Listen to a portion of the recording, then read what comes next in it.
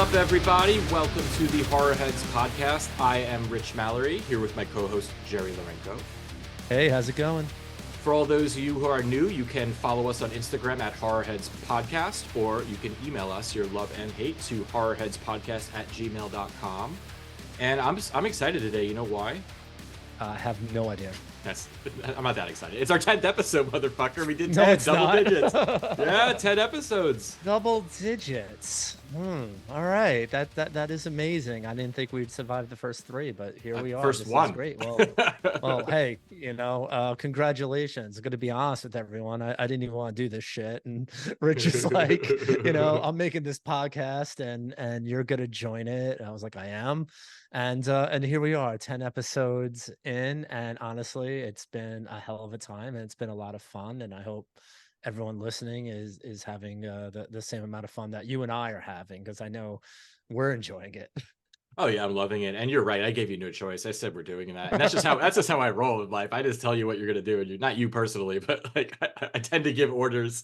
Always the director. Is that the situation? I get exactly. it. Okay. Exactly. I need to be in control. and normally I would say let's cheers to the 10th episode, but we haven't poured anything yet. We'll get to that in a second. So today's episode, we're going to be talking about movies that feature killer kids. We're going to talk about Abigail. We're going to talk about this other new movie, The Seeding, and we're going to talk about Orphan First Kill, which is the prequel to a 2009 movie, Orphan, which is shocking. I actually thought it was much more recent than that.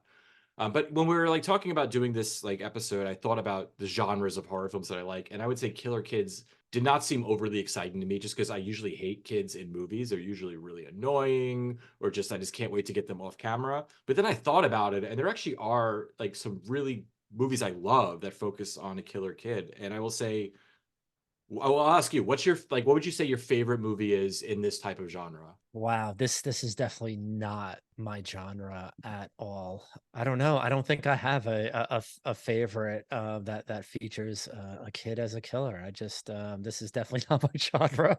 How about you? Yeah, so it's not something I thought about, but then when I was just looking through films, I would say my favorite film that features the killer kids would be Ju-on. The original Ju-on. Yeah, okay, yeah.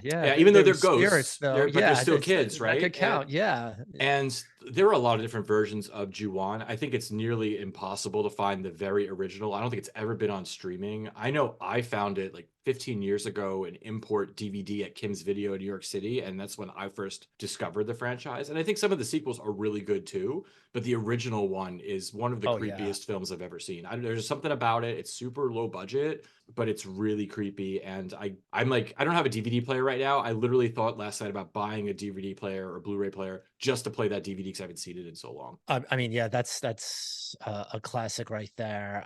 Yeah, I guess I always thought of that as supernatural and paranormal, but yeah, it totally fits that narrative that it's kids. They're the ones that kind of are doing the scaring. So yeah, that was actually, I bought that initial DVD set. It was my first purchase ever on Amazon. And everyone's like, yeah, big deal. Now I'm talking about Amazon in its early stages, where all they sold was books. And I bought this DVD, and Amazon was so new that I thought it was a scam site, because it took 2 months for me to get this DVD. And I'm like, what's wrong with this website? Don't they send their shit out? But I finally got it, and then Amazon became pretty legit since then. So yeah, they're still around. But yeah, apparently, yeah, they're definitely still around. And but it was the first thing I ever ordered from Amazon. It's crazy. Yeah, and I think, again, you think of killer kids, you think of one thing, but even the movies we picked tonight, I think, are very different examples of something that could be in that genre. And again, there are things that cross different genres. Again, like you said, Ju-on, paranormal, but also killer kids too. So, I think a lot of things can be multi-things. So before we kind of get into the movies, that usually we drink within the first minute. I kind of talked a little bit just to kind of kick things off for people. Trying to be professional. I get it. Yeah, for once. Trying to impress all the new people that came in and are all they do is drink. But okay, we're going to get to the drinking now. So what I got, I don't know if anyone out here listened to the last episode where my friend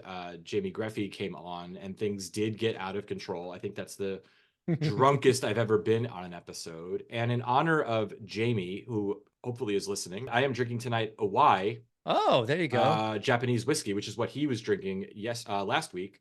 Except the difference is he was drinking it neat out of a giant jug. I'm going to pour it on ice because I do not roll that hard. Yeah, And when'd you get that, dude? Because that looks like some damage has been done to it. So I bought it the other day, and it's already the other day, as in like Friday or Monday. it is already 3/4 of the way done. I don't know how that happened. It was a long weekend, I will say that. But I saved just enough for tonight, and I'm going to drink it. I'm excited to kind of re-taste it again. So what do you got there? Excellent. So I picked up something here. I got Buffalo Trace. Yeah. So this is something that I'll drink when I'm out sometimes. It usually gets voted a top affordable bourbon like all the time. It's always featured in like Esquire, like Up Rocks or something like that. So I was like, you know what? Maybe it's time. I purchased a bottle. So I bought it, and from what I understand, it's quite delicious in an old fashioned. So first I'm gonna take my sips, but then I'm gonna make an old fashioned with this drink right here. Yeah. Okay, that's exciting. I've had it before. I've never bought it before. So Yeah, so I'll give you an opinion on it straight up, and then I'll let you know how it tastes in the old fashioned. all right. So let's All right, drink yeah, it I'm gonna pour it as we here. do. Oh, I'm way ahead Here of we you. go. It's all I'm in right. a All rush. right. I poured before we even started talking. I got my All right. Dorcia's glass. Here we go. Nice. Cheers.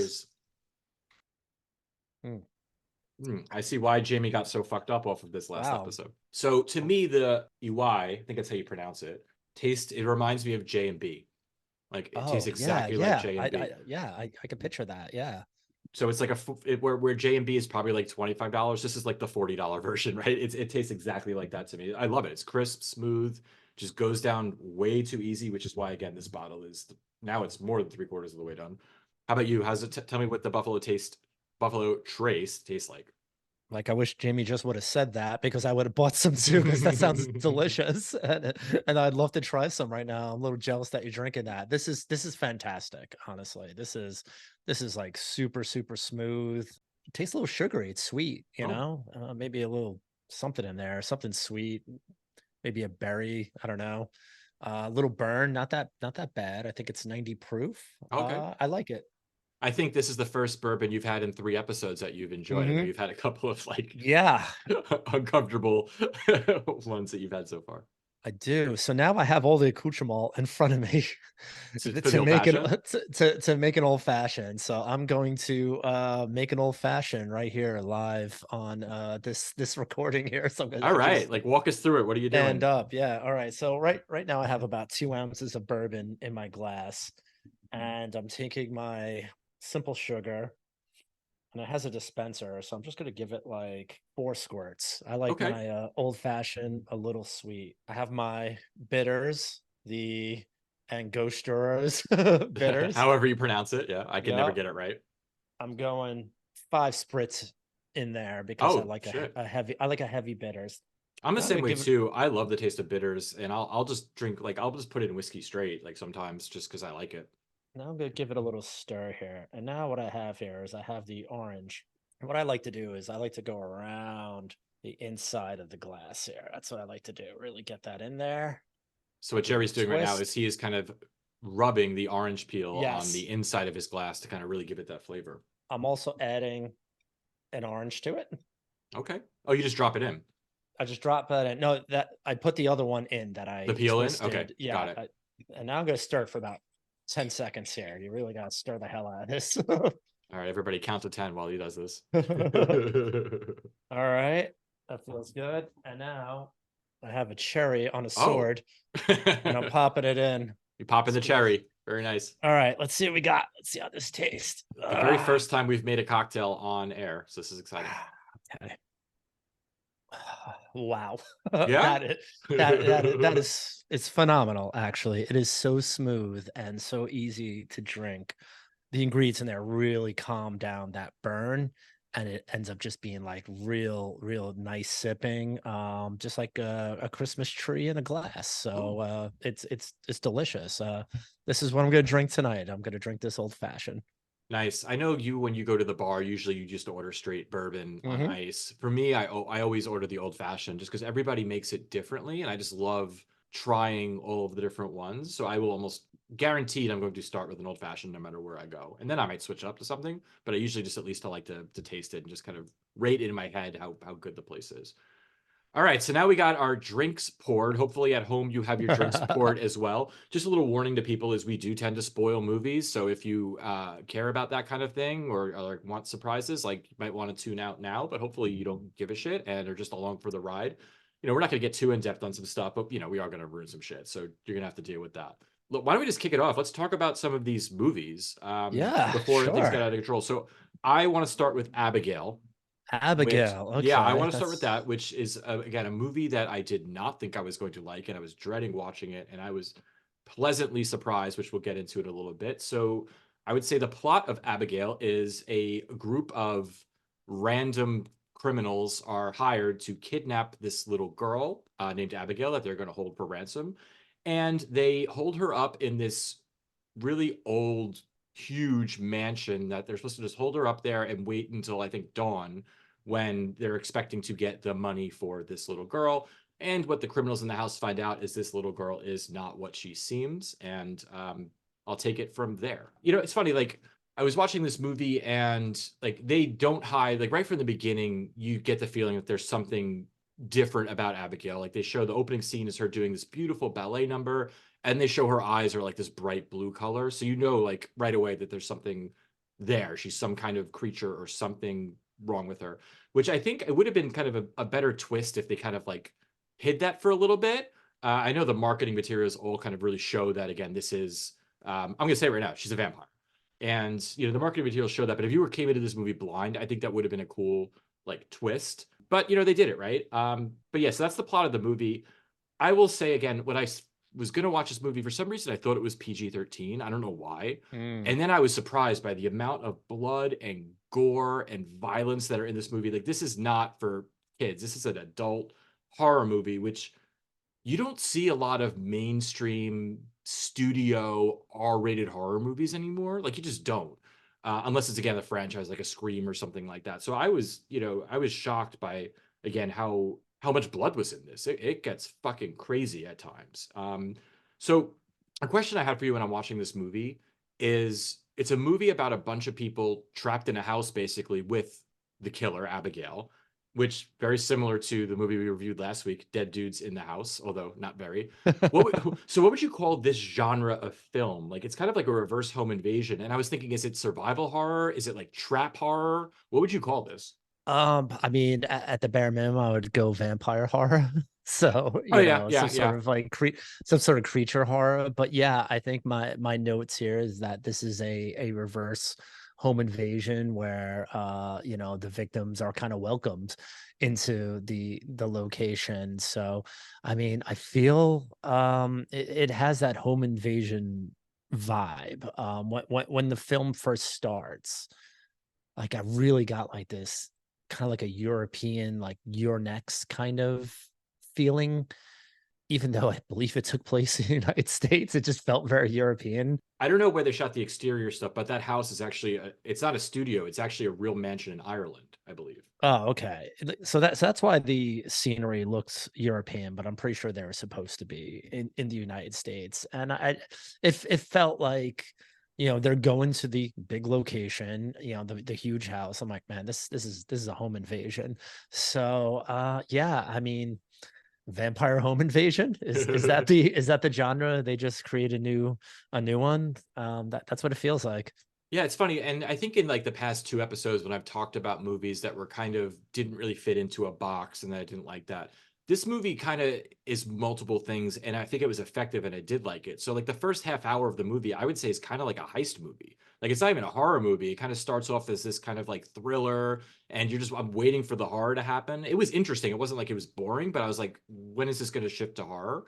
And it does. It definitely does. But yeah, it starts off like a heist movie. It also has a lot of humor in it, but like it didn't feel forced. Like it was a fun movie, I thought. Like it was, it was kind of like the characters were a little goofy. Like there were certain things that were kind of funny, like the Angus Cloud draws like a dick on the guy's face and he's got this like dick on his face, which is really funny. And there were just other things too. Like there's like one scene where a person has been like beheaded and they're all just the other people are just in this room like having this conversation, and then like there's this headless body just sitting there while they're talking. So Yeah, it had a lot of that dark humor, and I would absolutely say I'm going to start off by saying that this movie was fast, fun, and gory. Which is I mean I guess those are elements of a slasher as well. It could kind of maybe fall into that category, almost a teen slasher, maybe. I don't know, possibly. But what I was hoping for, it would just kind of hung around in like kind of dark, a little darker, I think would have changed like the whole feeling of the movie. But I guess being that it was based around like basically like a 11-year-old girl or something like that, they couldn't go too dark with it. But I felt like they did a lot of things right. I just wish they toned down the humor just a little bit, and if it was like a little darker and a little grittier, this would have been an amazing movie. yeah, and it's like I could kind of see that point because again, I'm usually not a huge fan of movies that are like fun like this that in a horror movie, but I don't know, it really worked for me. Like it was something different, something I haven't seen before or seen be effective. And I don't know if it's just I was expecting something else and was like, "Whoa, this is just not that movie. This is so much Pleasantly better." surprised. Yeah, so like I'm gonna have to watch it again, but I'll be honest, like I loved this movie. I thought it was great, and I did not think I was gonna say that. Yeah, I again like we'll see what happens when I watch it again if I get the same effect. But I didn't know a lot of times what was gonna happen. Like I was on my edge, and again, I wouldn't say I was laughing at the humor, but like I got it. Yeah, I mean, for a major studio movie to really push things like this and get there is some gross shit in it, and like there's that one scene where that girl falls into that bloody sludge pit with all Oh, the yeah. corpses. It was Oh, it was like a gnarly. pool of blood, man. Yeah, Oof. but like blood that had been like congealed for who knows how long with all Yeah, these like bodies. 100 years. And, Ugh. and and like this was comical, I thought, but like I loved it. So like there was three times where we saw bodies explode, and each time was like better than the next. So like there's one scene where again they're trying to kill one of the vampires and they use like a steel tray and it reflects sunlight onto this vampire and they just burst into like a million pieces and everybody gets covered in blood. And I was like, "Oh, that was really cool." And then like 20 minutes later like they do it again and I was like, "Oh shit, that was really cool." And then the it happens at the very end and like the people get knocked back like 30 feet and I was like, "Holy shit, they did not just like explode three bodies." Like it was they used the blood cannon in this movie, which The I blood respect. cannon was out, and to me that was surprising because honestly, I made a note here and then I had to erase it because I was getting annoyed. I'm like, man, I wish I would see a vampire explode because I started thinking about like movies like From Dusk Till Dawn, and towards the end of that movie, everyone was exploding. I swear to God, I think they took that note, and at the end of this movie, every vampire was just exploding into bits and pieces, and I love that. That is pure entertainment for me. Like when you see just like the blood and it's like covering the ceiling, the floors, everyone's face, and there's gore everywhere. Oh, they really did that right. I love that part. Definitely thumbs up for that. Yeah, and I have a note that I erased too that's somewhat similar. So I like very early, not very early, but in the first person that gets killed in the movie gets beheaded, right? But it's off camera and not bloody or anything like that. And that happened, and I was like, "Oh, here we go. Like another movie where we're not going to see anything." And I wrote that down, like, again, I still thinking this movie's PG-13 at that point, like not realizing it. And then, like, all of a sudden, like the tone shifts. Like, I forget, I think of the scene, there's like a scene where there's that one character just reminds me, he looks like Elon Musk, but like buff. She like stabs him with a cross just like repeatedly and then rubs blood on her face. And I was like, "Oh, okay, like here we go." And then it just from there, it just goes bonkers, I thought. So like it changed for me completely where I was like, "Oh my God, this is gonna be so lame." And then I was like, "Holy shit, this is like so cool." I mean, yeah, they had a lot of creative kills, and it was definitely interesting. Way different than I thought. As soon as I put the movie on, within 10 minutes, I'm like, this is not what I was expecting. And then when they beheaded Dean, who was Angus Cloud, um, I was like, all right, he's a pretty big star, and they just cut him. He's out. But I mean, honestly, the cast was huge, so I didn't know like what to think, like who was going to make it, who was going to survive. I mean, think about it. We got Melissa Brea from Scream, Yeah, Dan uh, Stevens from The Dan Stevens Guest from The and a bunch Guest, of things, yeah, who I yeah, love, Dan Stevens. and I think. Catherine Newton is fairly new, but she's from Lisa Frankenstein, which she starred in that. So I mean, this was And a then you have the huge guy from cast. Breaking Bad. You have Yep. Gustav Fring. I can't remember his name, but he's in it. And there's a good twist with him in the end, which I thought was really cool. But yeah, you think like a movie like this again. Who's everyone's gonna live, everyone's gonna survive because all these people are stars in their own right and could be leading, this particular film. So I was like, what's the count going to be? Is it going to be fairly low? Man, they threw everything out the window, and honestly, no one was safe. Yeah. Like it just depended on like when it was going to happen. So I thought that was like a really different angle than what I thought it was going to go in. And what I also found is that they really kind of did maybe lean into that slasher genre just a little bit, because honestly, when this cast is introduced, like you hate them. You hate every single one of these characters. And as soon as like you meet them, you're like, oh, I can't wait till this person gets killed. And that's basically what they did. And then they gave you everyone's backstory and it didn't even help them. It's like, oh, I hate them more. And it's like I just like I really thought that that guy Dean, Angus Cloud, I could not stand his character. It was, I don't Oh know, it yeah. was a little too overacted or too over the top, but I was like, oh, this guy gotta go. Thank God. First one out, you know. So, and I think the directors mostly do horror films that are horror fans. Like I think it's two directors, right? Or is it one? No, these are the guys that did Scream. Yeah, they did The two Scream, guys. and Yeah. then they did Ready or Not, which I have not seen, but now I want to. And like it didn't look very good to me, but now after seeing this, I want to kind of check that out. I think I read some interview and they said like they like to use a lot of blood in all their movies, so I want to see a lot of blood. So I might watch that. Have you seen that? I watched it once. I don't remember being blown away by it, but Yeah. I might have been in the wrong headspace because I was watching a lot of films at that time with like strong female leads, and it just this one fell flat a little bit for me, just the way it was done and the storyline.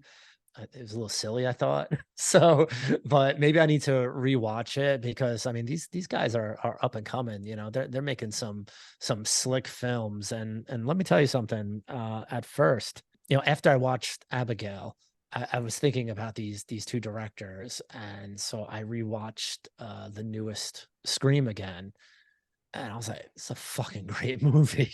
Is it? Because I only saw it once and I remember being disappointed, but I'm also not, I'll be honest, I'm not really a big fan of Scream in general. Like, I feel like the one thing I don't like about Scream is they usually make you think a lot of characters die and then no one dies. And that kind of Yeah, bothers me in those movies because I feel like everybody's safe. And even when I think people are dead, they all come back at the end, and that just annoys the shit out of me. They do that in every Scream movie, I feel like. But I only did see it once. I went to see it in the theater, the one in New York City. I think there were things I liked about it for sure, but I remember I walked away being like, okay, great, another Scream movie. it definitely felt a lot like this exact film. It felt a lot like Abigail, just the way it looked, the way it felt, the pacing, everything like that, the gore levels. So I was like, these guys are like on to something. They're doing something right. They're making like cool horror films right now, and they're really like they're walking that line. They're walking that very, very fine line of kind of, being for like the masses, but also something that like the legitimate horror fans can get behind and support. That's hard to do. How do you do that without being too over the top in either direction? Either it's like a movie for like a girl's sleepover party, or it is too brutal to watch with anyone around. It's really hard to walk that line. I feel like these guys are doing it, and this film is another example. This is definitely a film that like teenagers would like, older fans like us would like, people that are into like blood and gore, people that are into like vampires. It just covers so much and it does everything fairly well. So I liked it. Yeah, they went for it, and again, especially when you're doing this like big studio movie, it's not a known franchise, it's something brand new. It's a big risk for, again, for the studio, for everybody involved. And I think they pushed it. And like you said, it is a movie that is going to appeal to people who just want to watch like a fun kind of slasher-ish movie or vampire movie, but then it has something for the horror heads. Like again, I'm thinking of one scene in particular. There's a scene where Dan Stevens turns into a vampire, and they could have just had him turn into a vampire, right? And that would have been cool. But instead, he's vomiting blood, like tons Yes. of blood, and it gets all over the camera, and like not, it just like covers the camera, and it was just so gross, and it just kept going. Like it was like comedic how much blood was coming out of his mouth. But I was like, damn, like they are not fucking around here. Like they did not need that. It was great. It was awesome. I'm happy they did it. But it's like they didn't need to do that. And they're probably like, how, like, I think they really were like, how could we throw more blood? They probably like, more blood. What do we do? Like, we got the cannon, we got gallons. Like, what can we do? I got it. We Like, don't want let's any make him left puke over. blood for 5 minutes, you know? Yeah, we don't want any left over. We can't return it. Everyone else just transformed. His was like so Yeah. brutal, it was pretty good. I mean, it was pretty iconic. I mean, it could end up being like one of those iconic scenes. Yeah, and I I think think a couple things in on it horror too. Like history. I think we both like had the same thought that it was gonna be kind of like Megan, and it is not like Megan. There's nothing like Megan at No, all. no. The other thing I was gonna say that I'd seen and I've never seen in a movie before, and I wouldn't say vampire movies are my genre. I've seen a ton of them, but there's a scene where Abigail turns someone into a vampire and literally uses her like a puppet and controls her, Oh yeah. and that was really cool. Like the way, however they did it, I'd never seen that done in a movie before, and I thought that was a really kind of new take on vampires because they talk about vampires being able to have some mind control, they glamour, and they can make you do things, but I've never seen it in this way where they're literally just puppeteering somebody, which I thought was awesome, and I give them credit for coming up with this new kind of a new way of doing a vampire. I mean that's incredible to take a vampire who's probably one of the oldest, horror figures and add a new element to them that we never thought of, get rid of like, the garlic, the holy water. Let's talk about something new. And they did. They gave you something new to talk about that they could like puppet people and do things like that. Yeah, I thought that was super cool. And I really liked at the end where I guess it was Frank, that was his name, where he was trying to do some of these like new cool vampire things, but he didn't know how to do them yet. And that was so awesome. So now they're adding another element, they're kind of adding like you need to be a vampire for X amount of time to kind of, learn the cool things about being a vampire. I'm like, all right, so they're taking a lot of things that like say a lot of movies about vampires, even some like mainstream ones, over the years, and they're just kind of like, the older you are, the stronger you are, things like that. These are fairly new. That could be like almost like a True Blood kind of like maybe that was taken from there. I think that was probably the first time I ever heard like that philosophy about a vampire. And they just took all of that and they added it, but they made it cool. They didn't make it like kind of like lame, where you're just like, that's not believable. I thought they did. I liked it. I mean, I guess I've been saying that a lot. I really do like it. And I think what I like too about that, how again the newer vampire like didn't know how to do certain things, and Abigail has that cool line. She's like, the thing about being a vampire is it takes a long time to learn the cool shit, which I thought was really funny. But like, I always bothers me in movies where one of the villains ends up getting like powers, and then all of a sudden they're stronger than everybody else. Right, like they're like she's like a 200-year-old vampire, and then Dan Stevens is a newly fresh vampire, and now he's like beating the shit out of her, and he's like stronger than her. Yeah, and that happens in so many movies where it's like I just learned the skill and now I'm better than or as good as everybody else. And I thought this movie was going there, and then I liked that little twist at the end where again it was like, yeah, he's not as strong as her. Like he might be able to overpower her physically, but mentally and everything else, like he's still fresh. And I thought that was a really cool way to kind of do that because that is a trope that I can't stand. Yeah. Like, how are you better than someone who's been doing this for 100 years? Yeah, exactly. And again, I thought that was pretty cool too. I mean, I enjoyed that twist of the film as well, that Abigail was the vampire. She was the killer for the family, and this is basically like her playhouse where she lures people there to basically kill them or anyone that's like kind of wronged their family. I thought that was like super super cool. And then she's been doing this for like hundreds of years and things like. I'm like I was like, man, that I didn't see it coming, and I thought that was really cool because I mean, I would say up until like maybe the hour mark, you thought that this movie was going like one way, and then it just kind of went the other way, where it's like you're just your bait, your toys, whatever it is, for her to like screw around with and kill, and nothing at all. Every single thing that we learned about the movie that we were told was was wrong. It was wrong information. And then we find out like basically at the hour mark. And I'm like, man, that's pretty good, you know. Like they did it. You know, they gave us a unreliable narrator and they turned it on us. And again, that's old concept, but really not expected these days, where you just, you know, when they lay out the plot in front of you, like, all right, this is the plot, this is how the movie's going to go, and then it changes. And great twist in this film. Yeah, and it's funny because like when we were just texting about this movie, I really got the feeling that you did not like it, but it sounds like you liked it a little more than I thought. So that's great because I came in hot on this one, and I've been talking about it a lot. And a couple of things, other notes I have on it is I read that it's a loose remake of a 1936 film Dracula's Daughter, which I have not seen and do not know how true that is, but that's what I heard. And the other thing I would say is it was really beautifully shot, and they used a lot of different colors that like I haven't seen. Like there's a very like pink and red and like yellow soft color palette, which I thought was really just unique, and it really added to the movie. Like it's visually appealing in a way that again I have not seen another movie that looks like this, which I thought was really cool. I think I have the same exact notes. You have like very stylized cinematography here. I literally says it looks great. The effects look great. The only thing I really didn't like, which I thought would look like such a cop out, was the CGI that was used when the windows were closing. When they're shutting down the mansion, that just, why don't you just have the windows shut? Why did they throw CGI in there for such an easy uh thing to like accomplish? You know, it didn't seem like a hard thing to do to close the windows, and threw me off a little bit. I'm like, why does that look so bad when everything else looks really good? Yeah, and again, it goes back to this the movie in general that like it starts off one way where I'm like, okay, like at first I'm like, again, I could be into this. It's a different kind of movie, and then I'm like, oh, this is going to be just like every other trashy mainstream movie. And I was like, if I like, I feel like if we were watching this on a podcast, maybe I would have turned it off at some point.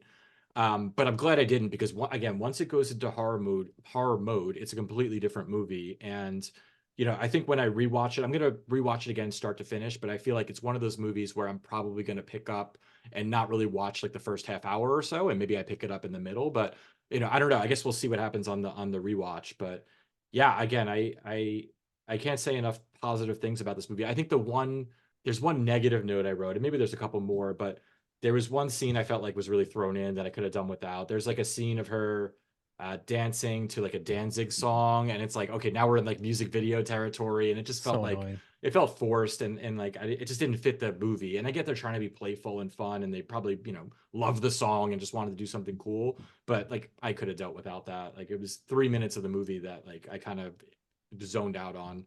I don't like stuff like that. I mean, I just feel like every new film has to have like a dance scene, like having some choreographed thing is really in right now. It's in like every commercial on TV. It's like every video on social media. Everyone always has to dance. I feel like they're just trying to like tap into like a market. For me, it's a bit cheesy. I don't like it. I feel like they replaced like sex scenes with dance scenes, and Is you know, that where we're at now? I feel like that's where we're at. I look at like the last few films that were fairly large, and they all had dance scenes. Like Megan had Yeah, a yeah. I dance. think they were trying to do that. I think they were like the Megan scene was viral, and that kind of I would say a lot of the popularity for Megan came from people who saw that dance scene first and were like, "Oh, this looks fun," and it was like probably a TikTok thing. And I bet they were trying to do something similar, like how because same studio, Universal also did Megan, so they were probably like, "Okay, like we need to replicate that in a different way," and they probably just said, "Okay, well, we'll do this." And it's a cool Danzig song. It's a great song, but I could have done without that scene. But yeah, I think they just kind of shoved it in just again to appeal to a Gen Z crowd or something. I mean, Saltburn had that dance scene at the end, some dick flapping around, but and everyone talked about it. Everyone talked about it. Yeah, yeah. Pearl had a dance scene in Mm. it during her audition. So it's just like I just feel like this is like the new direction of films. I don't love it, but I'm also old, so maybe in me if I could dance like that, I'd be more into it. Like I could be making like some cool TikToks of me doing like the you know vampire dance or whatever it is. Maybe we'll do that in episode 13 for our Yeah, our season maybe. finale. Yeah, no, look, it's not even that I So, don't like the dancing, because like I actually threw in, like, in a movie I did like called Sinful, I do throw in a dance scene just because I thought it would be funny, but that was years ago too. And I thought but it's got to fit the movie in some way, and I felt like this just felt forced in to the movie, where it just didn't need to be there, right? Because you already have plenty of her dancing, doing ballet. Like there's a scene she's dancing with a headless corpse. Even the I way was she okay with all moves, that. yeah, Yeah. yeah, that was fine. That's like now you're just throwing in like one more thing that just wasn't really needed. Like, and it wasn't even like, again, the headless corpse thing. She was doing it just to like fuck with everybody. This was like she's just dancing like for no reason. So it just, again, it just felt shoehorned in, and I could have dealt without that. But other than that, I will say I do recommend this movie. I think it appeals to a lot of people. I personally am going to give it 4 bloody knives. Oh wow, we're rating this I already. am, yeah, Wow, I'm doing Joe. it. I'm moving. Wow, you're moving quick here. I'm Wow, moving. all right. Wow, four. You gave this 4 bloody knives. I gave it 4. I really enjoyed it. And again, like we'll see what happens when I rewatch it, but I really liked it. And even after I was done, I was like, that was really cool. That was something different. So I think it's going to end up in my rotation at some point. Wow. Yeah, I really liked it. And again, I'm surprised that I liked it because this didn't seem like the kind of movie I would like. So yeah, I give it 4. How about you? Wow. Well, I would say rewatch The Scream again and just see if maybe you have a different opinion about that after watching this, because it's really similar. I mean, overall, I thought I thought it was good. It was like decently good. I would definitely watch it again. I thought there are a couple elements, I didn't like. I didn't like the dance scene.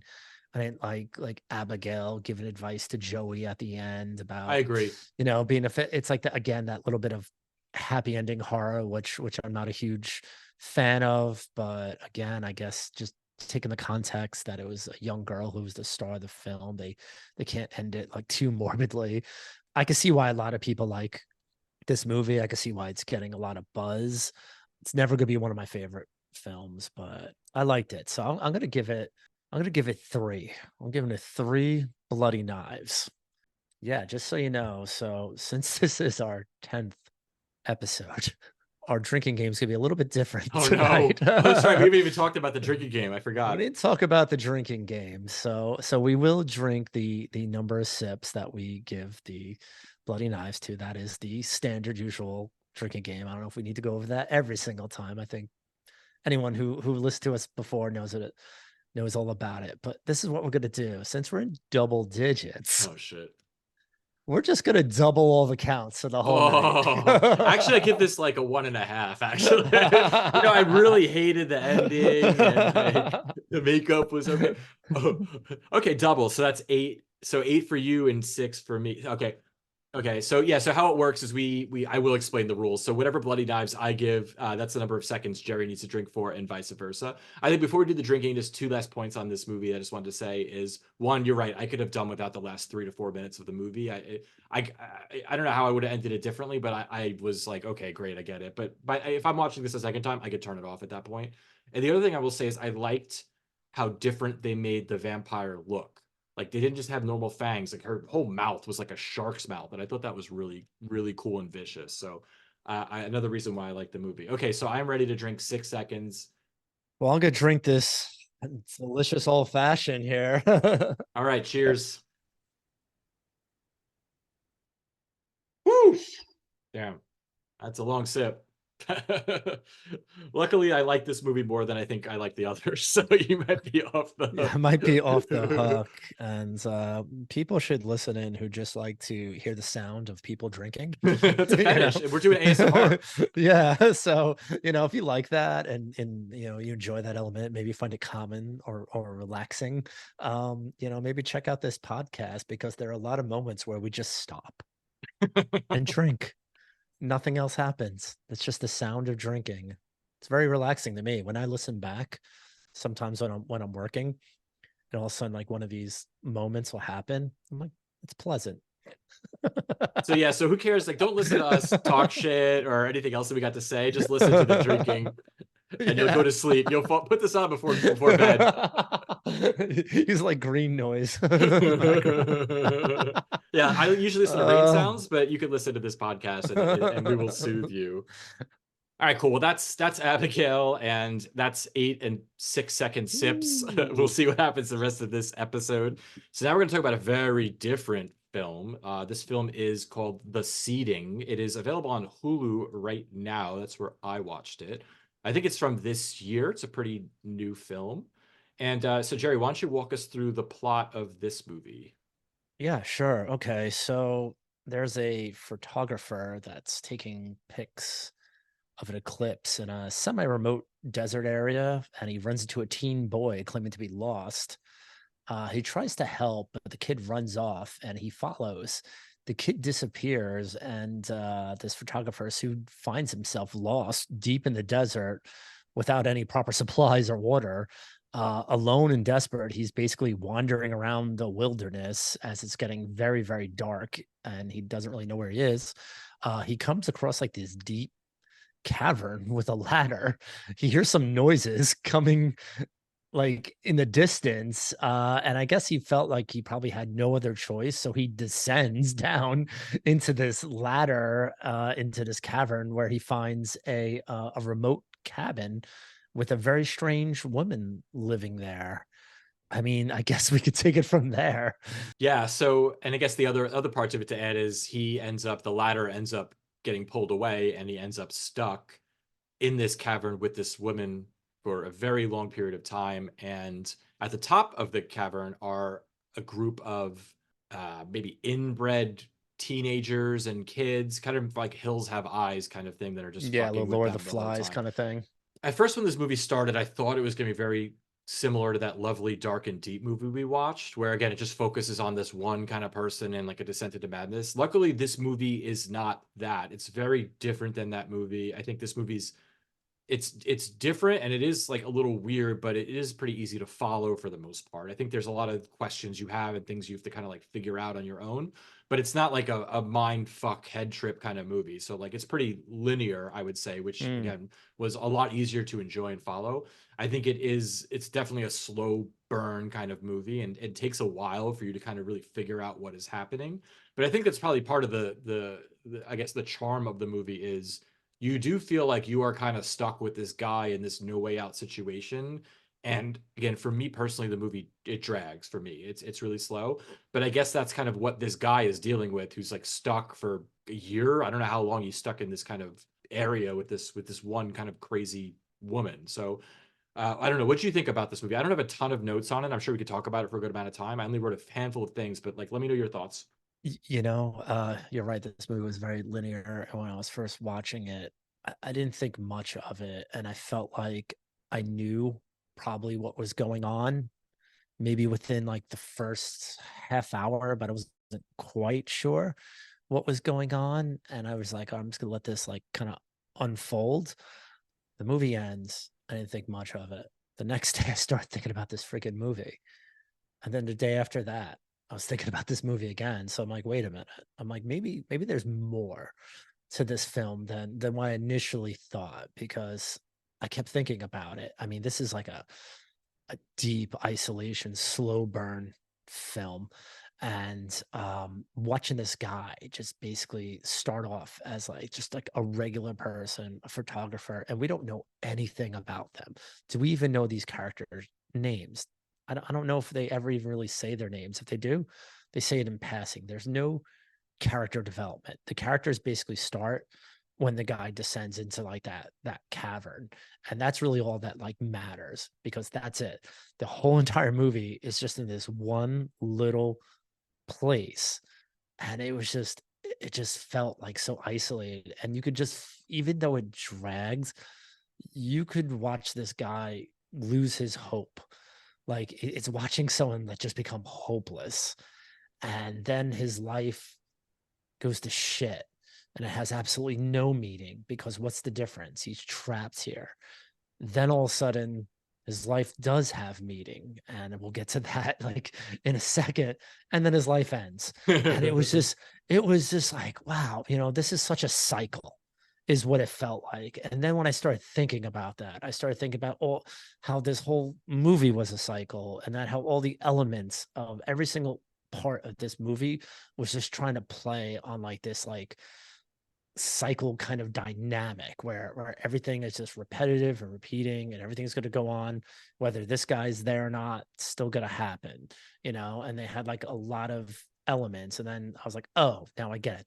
That's the name, the seating. And I didn't really quite pick that up at first. And then the way they broke up the film into basically like I guess it was like harvest phases and stuff like that. It was again just kind of like cycles. So that made me think a lot about this movie. And I was like, man, I'm like, it's not a great movie. It's not a fun movie to watch, but it's definitely an interesting movie if you like themes and just the breakdown of like human emotion and just things like that. I don't know. That's pretty much what I got from it. I mean, I do have a lot of things like I can talk about it. I do have like some scenes that I like, but I mean, what do you think about that? Yeah, no, I think you're right. And again, the movie does have a lot of symbolism and thematic elements that you might not pick up on until you're maybe halfway through the movie. Like it does, again, like you said, the movie is like lunar cycles, it's fertility cycles, it's cycle of life.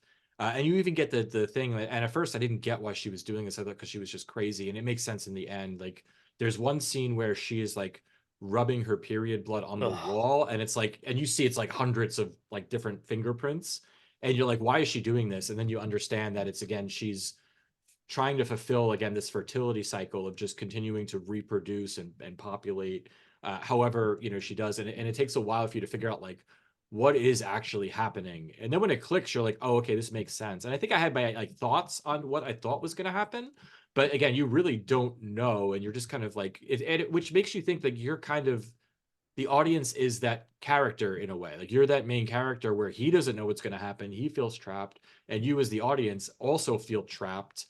And I think my overall thought on this movie is it's one of those movies you have to be in a very specific mood to watch. And I think I definitely was not in the right mood to watch this movie, and I think I came away with it not really liking it. I appreciate it. I think it's well done. And I think I'm going to watch it again, and hopefully in a better mood where I could pick up on some of these things. But if, again, the movie is very slow. It is very like symbolic. Not a lot happens for a long period of time. But I think probably while I say nothing happens, I think there are things that are happening that kind of are building to this specific thing that I don't think I got until the movie was over. So I think I might like it different in the rewatch, but again, I have to be in the mindset of I want to be on this specific type of journey, which I was not when I first watched it, unfortunately. Yeah, and I think the revealing of the plot comes at the same time for everyone. I think at one point you do get a sense of what's happening, but you really don't know in to the end. And I found myself just kind of like maybe feeling like this character, and I don't even know his name, so I can't even say who he is because I'm pretty sure that no one even said each other's name in this film. But I start thinking, I'm like, how would I get out of this cavern? What would I do if I was in this situation? That starts making you feel like very like tense, and the anxiety, and be like, oh my god, people like, are they looking for me? Are they thinking about me? Did I just disappear one day and that's it? And he gets very upset with this female character because she like totally bought into like living this life. She does her chores. She cooks the food. She's marking her menstrual cycle Mhm. for some reason that we don't know yet. And it's like he's annoyed with her because she is not mad that she's trapped there. And she basically says, she's like, well, what do you miss? What is so great about that outside world? And I'm gonna be honest with you. I mean, this one, she was pretty fit, so I don't know if I would have been in such a rush to jump out of that cave there, because she, the first night she does kind of bathe in front of him, definitely enticing him. And again, I'm like, oh, this may be a hint of what's going on. Why would this woman be so brave and so bold to do that? And then I was like, well, maybe she's been trapped here for quite some time, and this is really like the first person that's been here in quite some time.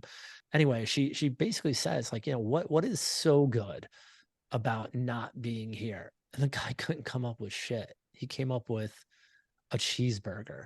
That's the only thing that he missed from the world that he wasn't in, that little microcosm that he was stuck in. The only thing he missed was a cheeseburger. That's all he could come up with. His life was simple. He just had to have sex and eat and survive, and it just really made you think about yourself. I feel, I don't know, this movie struck me maybe at the right like moment, or hit that note with me, because it's like, damn, I'm like, I would be pissed. I'm like, but what am I pissed about? Looking at my phone, fucking going to work every day. Like, what am I mad about? Getting gas, it's like paying taxes. Like, what is, yeah, paying like, what am I missing? What am I missing? Sending an email, it's like, yeah, I miss a cheeseburger too, And I feel like he could have got a cheeseburger, right? Because they gave him like packs of gum they must have bought at the store. So they probably could have went to a McDonald's somewhere and got him a cheeseburger if he really wanted. Listen, she looked like she could cook to me, so I don't know. I felt like this guy was living quite the life. So just to kind of fill in some more of the storyline, he does try to make an escape by scaling up these walls that probably look like 40, 50 feet at least, and they were basically just like rock ledges, and he didn't have like any sort of climbing equipment. He just had like this little axe kind of thing, that like a pickaxe, he was trying to climb out of the cave with. And someone throws something at him, and he basically falls, and the pickaxe gets stuck in his leg, and now he's completely immobile for months because he had a pickaxe stuck in him. So he really has nothing to do at all. He's not responsible for any sort of chores. He knows he can't escape at this point. So I mean, the kids basically, they're running the show. You can see that somehow this woman is indebted to these kids, and they're basically controlling her life. But they do give supplies, and some of the supplies they give is alcohol. And it's like, what now, more do you need? now you're sitting in this house. You can't you you can't walk. You can't do anything really. So you could just kind of drink and watch this woman bathe, who's seems to be into you. So I mean, it definitely got interesting, where it made you feel at some point like, nah, fuck it, I'll stay here. And then other times where you're like, I need to get out. This is torture. This is hell. I'm in hell right now. And then you're like, nah, it's not that bad. It really conflicted. I think the only thing that was really missing that would have made his time there more enjoyable is if he had the Horrorheads podcast. I think if he had that to fall asleep to, then everything would have been fine. He would have been in no rush to leave. But yeah, I mean, he is legit trapped. Like, he can't go anywhere. And then even before he gets injured, and I believe what they throw over the edge is like a pig's head, which was gross. I didn't know what it was. I think it was a pig's head, and it actually was a good jump scare, I thought. I think, is that the scene where all of a sudden, like, they start pissing on him? Or is that later? I think that's a little later on, where he asks them. Oh, he tries to go a second time. He tries to escape. Yeah, yeah. So he once he's feeling a little better and he's a little more mobile, he tells them like, hey, I need to get out of here. I see the ladder, but there's one missing. Can you just throw it down and pull me up? And these kids are like little bastard asshole kids. And they're like, yeah, sure, no problem. So they throw it down and they just leave them there. And this is the desert. This is the desert. So we're assuming, like any desert, this is like 100 degrees during the day and like 20 degrees at night. So he just basically passes out, I'm assuming from heat exhaustion. And yeah, they wake him up by what you didn't know what it was at first. But yeah, there's someone pissing on him. Yeah. And then we get some real close up on some man dick, which I don't know if there's enough.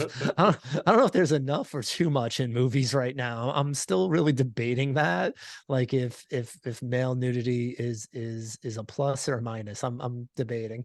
Yeah, it's really funny too. And this was on Hulu, and I'm like, wow, they're showing, and it's not the only movie on Hulu that has dick. They also have Nymphomaniac, which has like actually full penetration. But I'm like, Hulu's owned by Disney, and they're supporting just dangling fucking hogs, just like fucking in the It breeze. was, I mean, and with the with, I mean, it was, I mean, with the peeing, it just makes it like just even like just more graphic. Absolutely. I think that's almost like an X rating to me. I was like, holy cow! I'm like, I can't believe it. I mean, and it's supposed to be a kid as well, so it was definitely like touching on a lot of extreme points at moments, but they didn't do it in an extreme way. So there were a lot of times where it felt like absolutely nothing was going on in this film, but there was a lot of shit going on. I mean, they were just like mentally breaking this guy down. They were torturing him slowly. They were making him physically and mentally just destroying him. So I found that to be interesting. Maybe the pacing could have been a little better. I think the movie ran a little long, maybe 15, 20 minutes too long. So maybe the pacing probably felt off, to you a bit. But I think, it had its moments. And, if we move along in this plot a little bit, he does drink some of that liquor because he probably was listening to horror heads a little bit. He was playing along. He's playing along, and maybe he had some Buffalo Trace. And if Buffalo Trace is listening right now and they want to sponsor this, I'll make sure that guy gets some in that cavern. I will have it delivered by those kids to him. But so he basically breaks out, and he does have like some drunken sex with this woman, and man, that looked pretty good to me. I probably would have stayed around for a while. I don't think I would have been like in a rush from it, but essentially she gets pregnant. This is really the turning point of the movie, because this whole time this woman just seemed like she was quirky, seemed weird. She was kind of fixated on like, just repetitive things, doing her chores, cooking and things like that. But as soon as she got pregnant, she turned real quick. Yeah, it was like she was setting him up, right? It's kind of like what The it whole felt like. time. So Yeah. we had no clue. And once she moves along, and she becomes a few months, right? She basically takes this guy and puts him in a cage, Yeah. and the guy lives Brutal. outdoor in a cage for, I would say, at least a month. For 1 month, this guy is living in a cave in the desert, in a cage. It was so good. I mean, I'm like, wow, they are destroying this man. This man's never going to be able to go back to society. And I just remember thinking, I'm like, how would he go back? Because in my head, I'm thinking he's still going to, just because something's going to happen. He's going to get away, and he's just going to have to reacclimate to society. But man, she kept him in that cage and she treated him like, a piece of shit. Now she was in charge, and the dynamic really changed, but he changed too. It's like a lesson in how to psychologically break someone down, because Yeah. I think you said this early on. It's like there are many instances where he has hope, and that hope is completely like destroyed, and they keep doing it to him over and over again, where he thinks he's going to get out, or he thinks, okay, now this is going to be different, and then all of a sudden it's not, and he even brought up until the very end, they're just Hmm. playing on this concept of like, we'll keep him here if we just keep him hoping, and we'll just keep breaking him down until again he becomes like this animal, and eventually becomes completely, I guess, subservient, where, you know, if the ending didn't happen the way it did, like he would have not have left. He would have stayed, and been whatever they needed him to be. And I think it's because of that, just the way they just tortured him and manipulated him in that way. It's actually, it's pretty heartbreaking when you actually think about it, like what he went through on this journey. Yeah, I think they did a really good job with that. One thing I do want to touch on is about that sex scene. It was such an awkward sex scene. It was like this He weird was slow drunk. motion. It was like the way they shot it. It was like weird man ass in slow motion. It was such a bizarre scene. I'm like, what am I watching? It made me think Dude, it of, I wasn't a can't think sexy film, man. It was just, it of. was, but no, you nailed it though. You nailed it. It was utilitarian. It was needed to. this woman needed that to accomplish the next step. And I think that's the way they shot it, where it wasn't like this sexy kind of thing. It's like they needed this to get to the next step. And I think that's how it was filmed. That's kind of the way I took about it. But yeah, it was definitely all like some cheeks up in the air. Like this man In slow motion. Yeah, it was not good. It's funny, like this whole time that this guy, and I swear to God, I know he has a name. I looked it up briefly, but it wasn't. I don't think it was mentioned in the film, so I'm not going to bother mentioning his name. But he never once said, "Hey, my family is going to miss me. My girlfriend is going to miss me. My friends are going to miss me." You feel like this guy had really nothing, and I really think that added to like just a feeling of this movie where it's like, he thought he had something, but he really didn't have anything in life, and he wasn't missing out on anything at all being here in this hole with these people. And I don't think he really realized, his purpose until this woman got pregnant, and he's like, "Oh, I'm going to be a father now." And I think he felt that hope again, where it's like, okay, I could be a father, and I could raise this kid, and it will be my purpose now. And I felt that kind of gave him some hope as well. And it was just really messed up, Yeah, no, the it ending just was fucked again. up. I did not expect Yeah. that to happen at all. Yeah, so I mean, should we spoil the ending I here, think we could or? not spoil the ending and just say it's fucked up is what I would It's say for fucked the up. ending. It's definitely fucked up. And if you're into a very slow burn kind of film, and you do like to watch the like mundane actions of characters, with some shocking scenes, there are a couple things, but overall, I mean, I actually, I to say I enjoyed this movie would be strange, because it was just so dark and morbid. It's like saying I spit on your grave. It's weird Yeah, to right. say you like a film like that, but I'm never gonna watch this film again. But I thought it was a good movie. I thought it was a good movie, man. I So really do. I'll say this, yeah, I didn't find it like enjoyable in that I was bored for long stretches of time. I would say it was well done. I think Mhm. it was again, it could have been the pace could have been a little tighter, but maybe that was the point. I do think it's well done. I think if you're in the mood for a type of movie like this, you might enjoy it. I think I again personally did not enjoy it. Like if I had to rate this movie, which I do, I'm going to give it a 2 bloody knives because it wasn't bad. It just wasn't something that I really have any interest in watching. And maybe I will watch it again just to see if there's nuances I could pick up on. But it's not something I'm going to watch like for another couple of years probably. Like there's just no reason. So yeah, movie was decent, well done, not for me. So yeah, I'm sticking with that too, which I guess is 4 seconds for you now with our new rules. Great.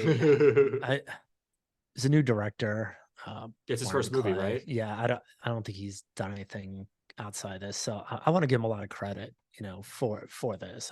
I thought the film looked amazing. Tighten up the pacing just a little bit, he would have had quite a film here. They showed some extreme violence at some points that we didn't discuss. We don't want to give up, all the good parts. I'd rather entice you to watch this film, because I think it is a smart film to watch, and I think it's a good film to watch.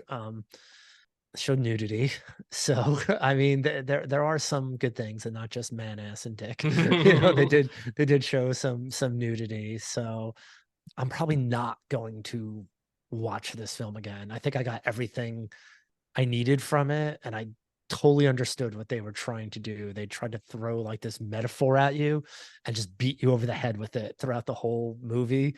And I don't know if they really trusted the viewer, but I got it right away. I'm like, okay, I get it. It's about cycles. I get it, Going into that, knowing that, I think people would maybe enjoy it more. And because of that, I'm gonna give it 2.5 Okay.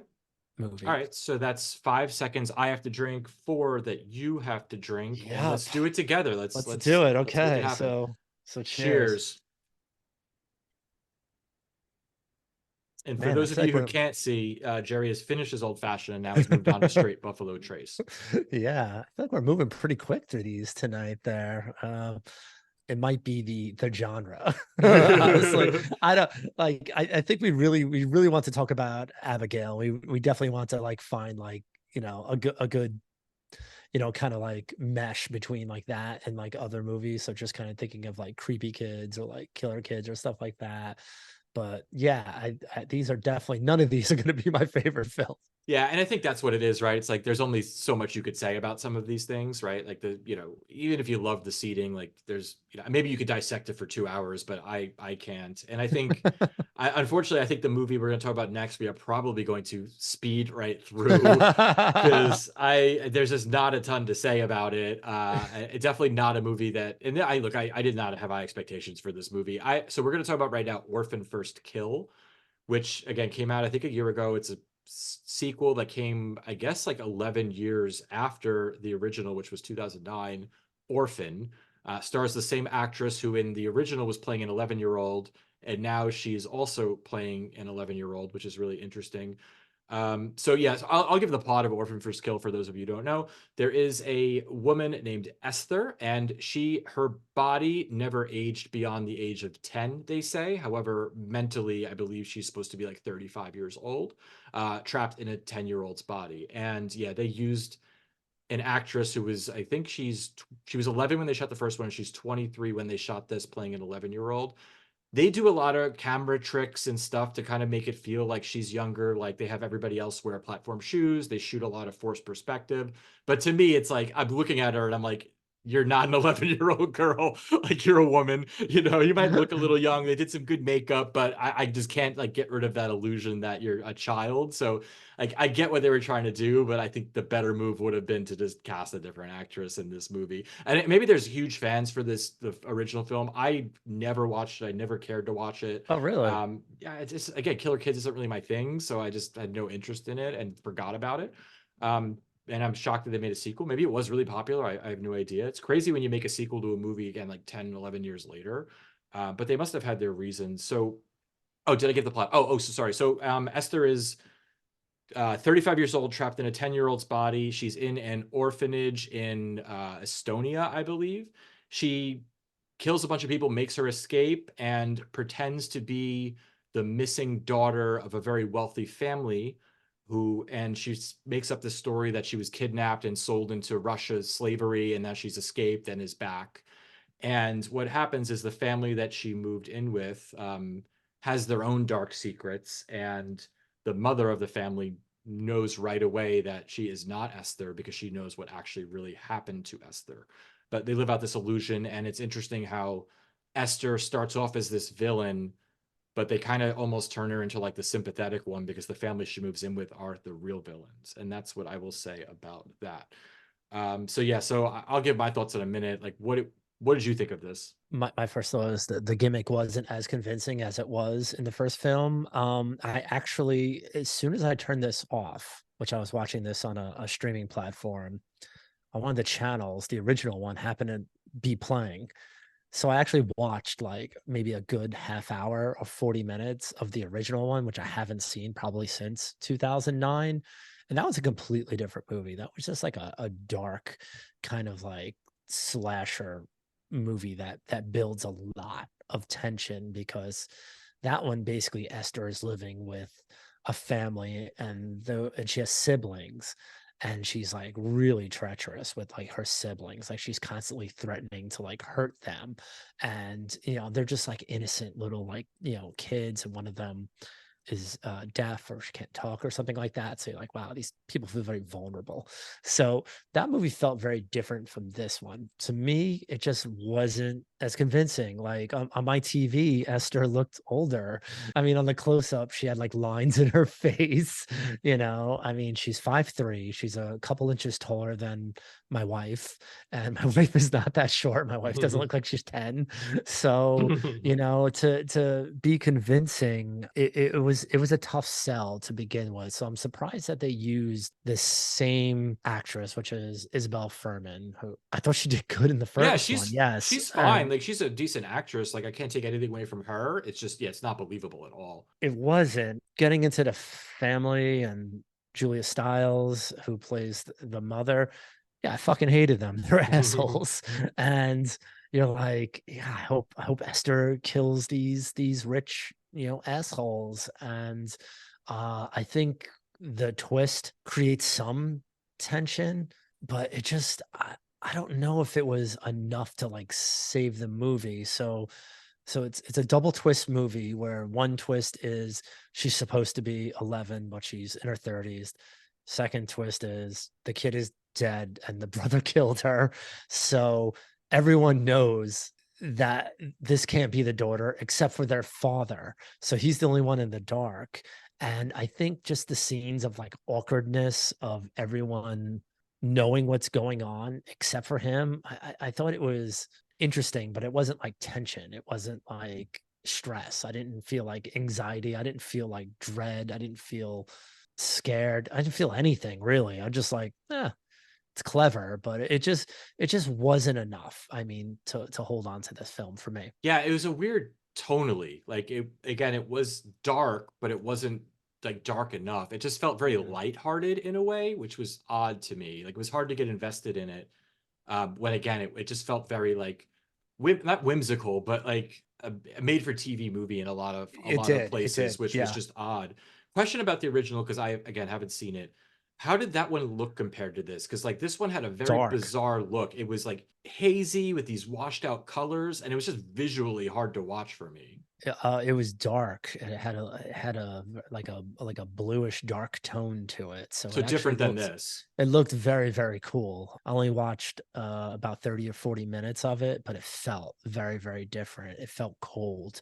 It felt, it kind of matched the mood of this dread that's kind of lurking behind the corner where that Esther is very, very dangerous and you don't know what she's going to do.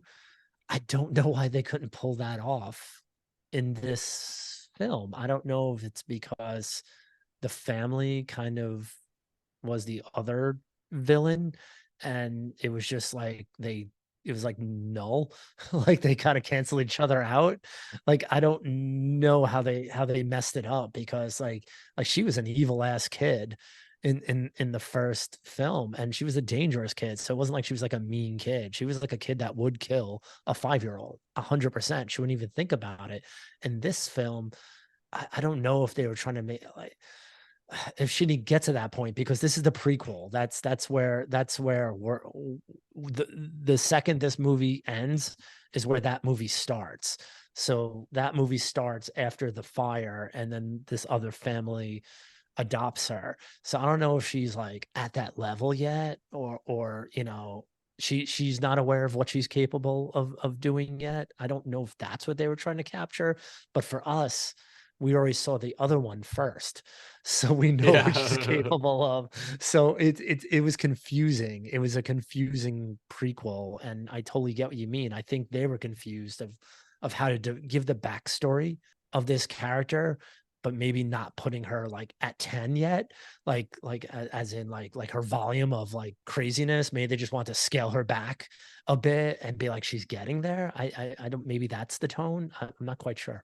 Yeah, it's weird as like an origin story, right? Because you can't say that like all this fucked up shit happened to her and that's why she started killing. Like Hmm. if they had done that, different movie, right? But the movie starts off where she's very dangerous from the minute you meet her, where Yeah. like you can't be alone with her. She kills like multiple people, like in the first 10 minutes of the movie, like two or three people, and kills them brutally. Like it's not just like she just accidentally kills somebody. So it's clear that before we even meet her, she's done violence before. Like this isn't the first time she's killed. So it's like she's already kind of fucked up, and they start with her being really fucked up and then kind of pull her back to now again she's like, because again I think if I'm her, like if I'm Esther and I am this killer who is going to move in with this family and probably use them and steal from them, etc., and then I find out that like okay, like the mother knows I'm fake but I need to play this illusion, it shouldn't be that big a deal for her. She could be like, I could just kill her. Like, and that didn't like cross her head, it seemed like she didn't need to be there. She could have killed them all and left. It's not like she hasn't done that before. She escaped from a friggin' asylum. Like, and like bashed Yeah. in grown men's heads. So it's like this shouldn't be that scary for her. So for me, like the stakes weren't that high. Like I'd be more scared of Esther than Julia Stiles. Like Julia Stiles seemed like an idiot. Like just the fact that Esther like stabs this police officer brutally to death, kind of, and then Julia Stiles comes in and like shoots him a few times, which makes no sense because first of all, he's already dead. Second of all, why would you waste bullets that could be traced back to you? Like it just to me, like why would you do that? Just other than to like I guess prove a point. But yeah, if I'm Esther, I'm not scared of these people, and they almost made it seem like she was, and it just seemed like it didn't make any sense for her character. If again, if they would have started off, she was just someone who robbed people and just happened to like wasn't a killer, and this made her a killer, I think it would have been a much better movie and more like tension filled. But instead, it just got me confused at the halfway point. Like, why do I even care at this point? I mean, we don't know her motivation. They it's a prequel, but we don't know her motivation. Did she really want to move in with this family and just pretend to be like a 10-year-old for the next like how many years? Or was just the next step in her escape from the asylum? So the in the beginning where she gets out of Estonia, I mean, that's it. She's free. She made it. Now she's in the United States. Is her plan to like just bounce, and just go live a different life? Or does she really want to be a part of a family and pretend to be a 10-year-old? And how long could she do that One until they year. realize that, yeah, that she's not getting any older, Yeah. and that she's never going to be like a 16-year-old. She's not growing in height, or she's nothing like that. They never really tell you like what her motivation is. Well, I think they do. What is the motivation? Dad, tell me. I feel like they said this in the very beginning of the movie, and if I've either read this or I saw this at the beginning of the movie. I believe I saw it at the beginning of the movie. Her thing and why she's locked up is because she does move in with families and steals from them, and is already like this manipulative sociopath. That's why they lock her up in this place. Um, I think I said earlier it was an orphanage. I don't believe it's not an orphanage because they know she has this condition. It's an asylum. So yeah, so no, her thing is again, she moves in with a family, steals from them, and then moves on. So that's what her plan was, I think, was to do that, move in with this. Because why would she choose a really rich family, right? She like was going to rob them and then leave, and then again, she realizes she quote unquote can't leave because Julia Stiles tells her she has to. But again, she wouldn't listen to that. She killed multiple people already, so it just didn't make any sense. It didn't fit with what her motivation was. Like, I don't see why she would be scared of again this woman. At least, or Yeah, like when not it not first enough. She happens. could have lived with them. I mean, 3 days, steal some shit, move on, I mean, it didn't make any sense why she was really trying to acclimate, and all those weird scenes with like her and the father. I mean, that really dragged on. I feel like nothing happens for like probably 40 minutes in Oh, this film. yeah, You're the just middle 40 watching minutes, her nothing happens. like, yeah, like integrate with this family. Like she's acting creepy, staring at the father. They paint. There's some awkward interactions with the family, like at the brother's party and things like that. And it's not creating tension. It's not doing anything to like add to the movie. Like again, it's just whatever the tension is, it's being replaced by just being awkward. And it's just that's a different type of movie. So I'm like, there are many times where I'm like, I don't know if this is a horror film. And this feels like some sort of weird made for TV thriller. So I was like, it felt weird. The pacing was weird. A lot of things were off, and that's odd because this is the second stab at it, and the first one was okay. It was better than this one. I'm not saying that was a great movie, but I'm definitely saying right now the first one was better than this one. Well, was she in love with the dad? Was that what they were getting at? And that's why she kind of got pissed off when she saw her and Julia Stiles fuck? I don't know. I don't know. It's like I don't know. I don't care. are they like how like how like she knows this guy for like 4 days. Right, right. It's I mean, he might have been the first man that was kind to her, right? Because like maybe you get the maybe feeling that in the asylum, like there was one guy that was like trying to fuck her, the first guy she kills. So like maybe just people just been assholes to her, and he was the first one. But you're right, they didn't develop it enough for it to like make sense. Where you're like, and again, even if she was in love with him, like she's, you know what I mean? Like she's not gonna be like, oh, by the way, I'm not your daughter anymore. I'm like this not your grown daughter. woman that looks like Also, I'm not 11. yeah. Right. Also, the other piece of it too is like I forget if they say when the daughter was kidnapped. I don't know, and I've never had a child, so I don't know what the feeling is. How, as a parent, do you not know that that's your kid unless you just don't want to admit it? It just seems odd that like, oh, that's my kid. That like, you know what I mean? Like, how you could you prove that? Like, oh, she just shows up and says, "I'm so and so." Like, she didn't have ID, you know? Yeah, so I feel like, I mean, she did some research and she did find a missing child that looks similar to her. Debatable, but yeah. Debatable, but it was looks similar. And I feel like the family sold it to keep the father Like the in the mother. dark. Yeah. Yeah. But I feel like the father was just so devastated. He wanted to believe it, and he ignored like all like the weird kind of like things that weren't lining up. Like she has an accent. Yeah. She's all She of a played sudden the an artist. piano, Yeah, the she plays the artist. I piano. mean, there are a lot of things, and it was funny, how like the son would call it out and be like, "Oh, you were drawing stick figures the last time I saw you." I think it was like 2 years. I think it was 2 years. I think he said Which like two seems like years you'd ago. recognize your kid after 2 years. Like it seems so odd to me. I could see if like the kid got kidnapped when they were two, and now it's like you just never really got to know the kid. But like it just seems so bizarre. And you know what else threw me off about the movie? One of the last things I'm going to say about it. It's like I love a good twist for sure, but when a twist comes and it like doesn't make any sense, it's like a whole nother thing. So like again, you find out that the brother is the one who killed the original daughter and the mother was in on it, but like they never really say why. And why is that not a big deal? Like, again, the brother's like an asshole, but he doesn't come off as like this psychopath that would murder like his child sister. It just seems it didn't make any sense other than they just like were trying to write a script really quick and we're like, oh, you know what we'll do? We'll just make him it didn't seem like it was very developed or thought out at all. It was like it just seemed like a waste of I don't know. I'm pissed off. I felt like maybe it was an accident, and the mother probably didn't want to lose both of her children That makes because sense. That's fair. maybe it wasn't accident enough that it's 100% that he'd be cleared if everyone knew what happened. And maybe, apparently it looked like the father had a very close relationship as well. So maybe they just didn't want to like just like basically destroy him by saying, look, we accidentally killed her. So I think there are a lot of elements of why they were doing like this ruse. But yeah, I mean, it was definitely a double twist. Didn't make a lot of sense. There's definitely a couple things I want to talk about. I Yeah, want to talk about go for it. that brother. Yeah, he was a dick, right? But then Mm-hmm. he's like a tough guy, and he believes he could kill Esther. Do you remember the scene where he's going to kill her, and the mother's like, go get her? He grabs a fencing sword. Oh, I know. I wanted to laugh at that. Of all, like, why would you do I don't even know if a fencing sword could kill anybody. I really don't even know. But I don't think it bends. It does like, it's not is it a weapon? Is a fencing sword a weapon is what I want to know. No. I thought that was ridiculous. Like, and I know they show he's a fencer in the beginning, but like, out of all the things you would have grabbed, is like a fucking fencing sword. It was comical.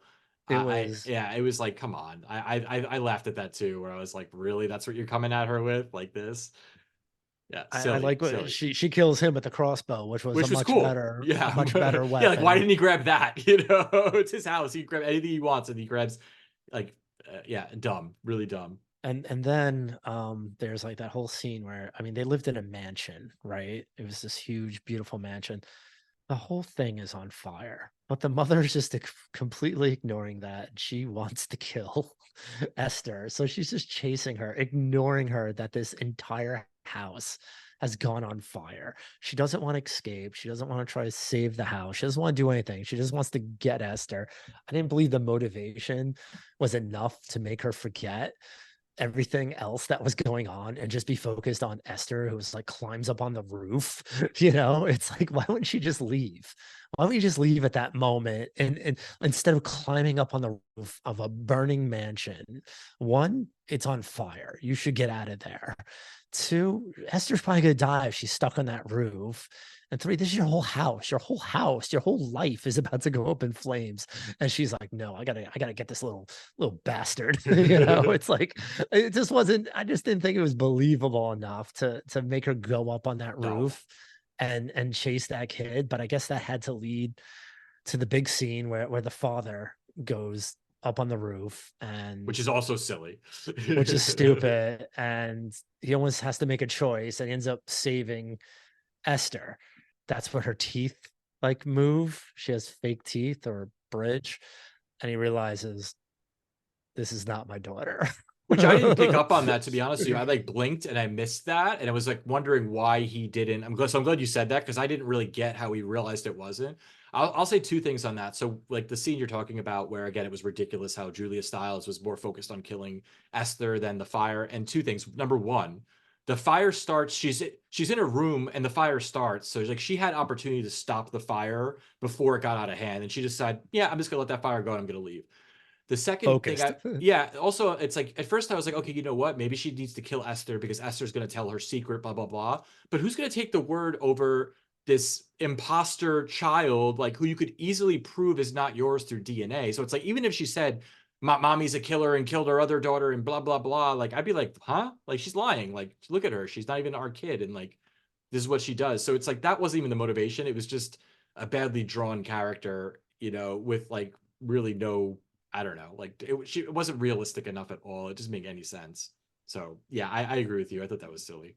It was completely silly, and this was a prequel, and it was a really, really good opportunity for them to give the backstory of this character who could go on to be a villain and make many films and have a huge series. Who knows? But I think they just failed it. I think this was completely unnecessary because I don't really feel like they told that story like that. It's not really a good origin story. It's just a story. It's a Yeah. story before the original story. It's not the story. So if you're going to make a prequel, why don't you just take it back to like the beginning? They feel like they picked it up in the middle and just did it right before the actual story, which that story made a lot of sense and it was cool. But this one, it just, I don't know. It just, I don't know if it, like, if you're trying to make it realistic, you use the same actress. Like going back to that point, why would you use the same actress who's now in her mid-20s to play a child? It's just a lot of poor choices in this particular movie, and it really it falls apart. It really falls Yeah. apart in I many think areas. I think the better movie would have been it starts off as she's just someone who robs people, right? And that's like it, you don't like get this thing that she's a killer. She's just like someone who's just surviving, and then she ends up with a family who like really fucks with her, and that's what pushes her over the edge. And that's when we get to this point. Rather than again, she starts off as like a killer who now is afraid of these other people, and then yeah, it just wasn't a good origin story. Like that would have been made more sense and been more like you would have been more into the character than like oh, like I feel for her now. Where it's like now I'm just like I don't feel for you at all. Like I'm just again watching this movie that's not entertaining and isn't giving me anything. And I think and you may if you have more notes, I'm happy to keep talking about it. The other note I have on this, it's again I don't know if they used real blood or CGI, but the blood just didn't look right to me. It looked like fake. It looked like CGI blood. It just I don't know if it was the coloring or just what it was, but to me it like really threw me off. And I felt like it just didn't need to be like they could have used real blood. And again, maybe they did and it just looked weird to me, but that was something that really bothered me. It just didn't fit the movie. Yeah, this movie wasn't as brutal as the original one, and it's like why? Yeah, you're supposed to Why go why bigger. why yeah, why Yeah. why didn't you go bigger, better on everything? Make it more vicious, make it more crazy, and at least tell us why Esther is the way she is. Picking it up when she's like 31 years old doesn't tell us the story of the backstory of her because it only gives us that day, like maybe 2 days in that life. I think we see like that nurse starts the new job, meets her, and then I think the next day all this happens. So Yeah, it's like yeah. it's not a lot. It's not a lot of backstory, and then just starts telling this other story, and it's not this family that turned her into like this monster. It's whatever happened before she was 31 Which is the and movie why they should she, have made. yeah, Yeah. well, which is why she's in this institute. How come they didn't tell that story? Why didn't they just pick it up? I mean, the actress is 25. I mean, pick it up at 25, pick it up at 23, 25. I believe that. If you told me she was 18, I would probably believe she was 18. But they don't, they just, I think it was just an unnecessary movie. They should have just made a part two and just went bigger and better and more kills and crazier kills and really over the top and do that movie. This movie was confused and it made us confused. I think that's really the bottom line for me. Yeah, it seemed like a money But grab. but did it make money though? I, Did this movie make money? Well, Because I think it it's was meant to be like a Paramount Plus original. I might be wrong on that. So I think they were just trying to get people to watch Paramount Plus. Did anyone watch it? Who the fuck knows? But I don't know if this had a theatrical, and if it did, it was probably pretty small. But yeah, I think the goal was just to make content for Paramount Plus, and like when they're making these like channels like Max and Paramount Plus, they're just taking like IP they already have and saying like, what do we have that we can make a movie out of quick? And they're like, oh, we have this orphan mm, thing. Let's make an orphan movie, and like we could do it cheaply and etc. And not like spend a ton of resources on it. But you could also do it well because like if you look at like Evil Dead Rise was supposed to be a Max original, wasn't supposed to have a theatrical, but they changed their mind and made it theatrical. I don't know why, but they, you know, originally it wasn't supposed to be like a big movie. It's just something they just dropped on the service, just to get some horror fans in. So you just, you know, you can still make something good. So yeah, I did not like this movie. I definitely will never watch this again. I will never watch the first one. I hated it. I know I've been giving my ratings first for the past two. I'm like ready to jump on it now, but I'm gonna let you go first. What do you rate this movie? 0 to 5? there are many times that I just didn't feel like this was a horror film. It just was some sort of like Lifetime made for TV kind of thriller. Didn't feel suspense, didn't feel dread. Really nothing. I didn't like it. Uh I don't like it. I mean, I have to give it a 1. I mean, Yeah, you know that's what? it. I'm with you there. That was what I was gonna give. No debating on that. It wasn't a good movie. It was pretty It awful. just wasn't good. It was You know, awful. I would give Orphan the original a 2. You know, that wasn't the best movie on earth, but it was a better movie, you know. So yeah, this wasn't as good as that one. So I feel confident in giving it a 1. And it's not the first time I gave a 1. It is not the first time you give Hellraiser a 1, so I did. There's just certain movies I just don't like. I don't get. I don't. Yeah. well, I do want to, since I don't think we drank as much as we normally do on an episode, I'm actually not overly buzzed, which is actually good because I have some stuff I have to do tonight. It's all But right. I am glad that we doubled up our rating. So we're gonna drink for 2 seconds, and let's cheers to There we that. go. Cheers. That was good. Yeah, so I think like look, this episode, I think we had some movies that normally we probably not would not have watched. I think there just wasn't a ton to say about a lot of them, although I think we did fill some time, so that's good. But yeah, I recommend Abigail if you want to see something different and are okay for a slow burn. Maybe check out The Seeding, Orphan First Kill. Like, don't even go anywhere near that. But yeah, that's it. So again, follow us on Instagram at horrorheadspodcast or email us at horrorheadspodcast@gmail.com. Next week it's funny, when we were talking about killer kids, we were kind of going through some movies, and one of the ones we were going to talk about tonight was Sleepaway Camp. But we decided let's talk about the whole fucking trilogy. So the next episode we're going to talk about the trilogy, which I'm actually really excited about because I have not seen any of those movies in a very long time. And I forget a lot of them, and I know they're three very different movies, so I'm really curious to kind of dive into those and have some fun, right? Like I think we'll have a lot of fun stuff to talk about during those movies. I mean, Sleepaway Camp 2 features someone getting drowned in shit, so I think we'll have plenty to talk about. But yeah, that's it. So yeah, I'm gonna finish this drink and then be done with it. How about you? Yeah, no, that's great. I'm really excited about Sleepaway Camp. Honestly, it's one of my favorite series, so I think it's fun. I mean, it's the definition of a slasher, so I can't wait to talk about that. And yeah, let's have one more sip, and then we'll close this out. We'll again follow us, like us, do whatever you guys got to do. We're gonna keep going. We're gonna keep drinking. So let's have some fun. And let's take Cheers. a long sip for the ASMR folks out there, so they really hear it. I'm gonna put my glass really close to the microphone. Yeah. Okay. There we go. All right. Hope that puts you all to sleep. All right. Till next time. Have a good night, everybody. Night, everybody. Later.